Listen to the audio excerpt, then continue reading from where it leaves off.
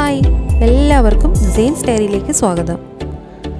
ഇന്നിവിടെ തയ്യാറാക്കാൻ പോകുന്നത് വളരെ കുറഞ്ഞ ഇൻഗ്രീഡിയൻറ്റ് കൊണ്ട് പെട്ടെന്ന് തന്നെ തയ്യാറാക്കാൻ കഴിയുന്ന ഒരു കേക്ക് പുഡിംഗ് ആണ്.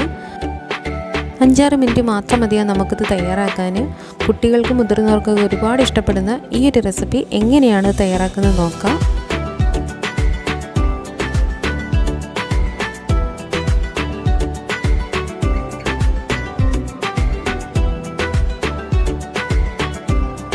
ആദ്യം വേണ്ടത്, ഞാനിവിടെ ഒരു ബൗൾ എടുത്ത് വെച്ചിട്ടുണ്ട്. അതിലേക്ക് 1 കപ്പ് വിപ്പിംഗ് ക്രീം ചേർത്ത് കൊടുക്കാം.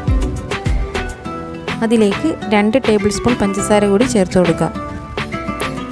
1/4 ടീസ്പൂൺ വാനില എസൻസ് കൂടി ചേർത്ത് നമുക്കിതിനെ നന്നായിട്ടങ്ങ് ബീറ്റ് ചെയ്തെടുക്കാം.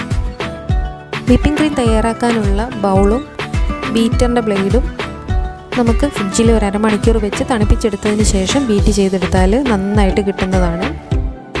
ഇതിനെ നമുക്ക് ഹൈ സ്പീഡിലിട്ട് 3 മുതൽ 4 മിനിറ്റ് വരെ ബീറ്റ് ചെയ്തെടുക്കാം. ചില കമ്പനികളുടേത് നല്ല മധുരമുള്ള വിപ്പിംഗ് ക്രീമാണ്, അതിലാണെങ്കിൽ പഞ്ചസാരയുടെ ആവശ്യമില്ല.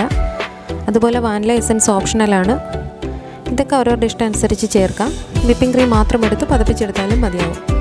ഇതാണ് നമ്മുടെ ക്രീമിൻ്റെ ഒരു പരുവം. ഇനി ഇതിലേക്ക് ആവശ്യം നമുക്ക് കുറച്ച് ബിസ്ക്കറ്റാണ്. ഞാനിവിടെ ചോക്ലേറ്റ് ബിസ്ക്കറ്റാണ് എടുത്തിരിക്കുന്നത്. യുണീബിക്കിൻ്റെയാണ്. നമ്മുടെ പാത്രത്തിൻ്റെ വലുപ്പത്തിനനുസരിച്ചിട്ടാണ് ബിസ്ക്കറ്റിൻ്റെ എണ്ണം തീരുമാനിക്കുന്നത്. എനിക്കിവിടെ ഒരു 25 ബിസ്ക്കറ്റ് മതിയാവും. ഇനി ഞാനൊരു 1/4 കപ്പ് പാലെടുത്തിട്ടുണ്ട്. അതിലേക്ക് 2 ടേബിൾ സ്പൂൺ പഞ്ചസാര കൂടി ചേർത്ത് അന്നങ്ങ് മിക്സ് ചെയ്ത് കൊടുക്കാം. തണുത്ത പാലാണ് എടുത്തിരിക്കുന്നത്. നമ്മുടെ കേക്കിന് വേണ്ടതെല്ലാം ഇവിടെ തയ്യാറായി കഴിഞ്ഞു. ഇനി നമുക്ക് നമ്മുടെ കേക്കിനെ സെറ്റ് ചെയ്തെടുക്കാം. അതിന് ഞാനൊരു കേക്ക് ടിൻ എടുത്തു വെച്ചിട്ടുണ്ട്. ഒരല്പം എണ്ണ തടവി വെച്ചിരിക്കുന്നതാണ്. അതിലേക്ക് നമ്മൾ തയ്യാറാക്കി വെച്ചിരിക്കുന്ന പാലിൽ ഈ ബിസ്ക്കറ്റ് മുക്കിയതിന് ശേഷം പാത്രത്തിൽ വെച്ച് കൊടുക്കാം.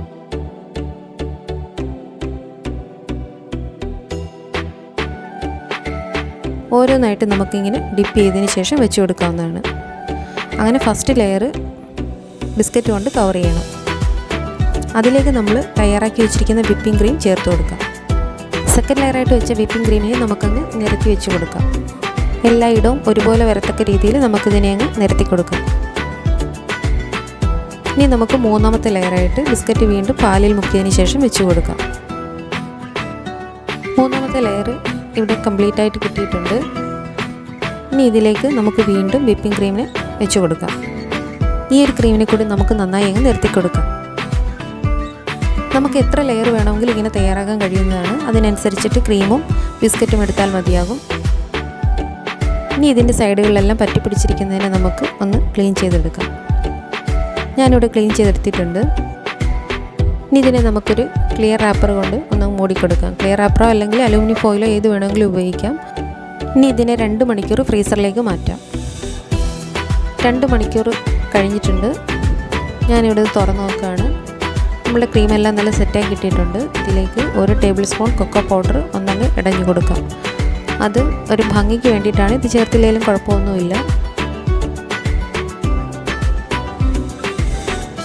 ഇത് ഫ്രിഡ്ജിൽ വെക്കണമെന്ന് നിർബന്ധമൊന്നുമില്ല. ഫ്രിഡ്ജിൽ വെച്ചാലാണ് കുറച്ചുകൂടി ടേസ്റ്റ്. ആ ക്രീം കുറച്ചുകൂടി ഒന്ന് സെറ്റായി കിട്ടും.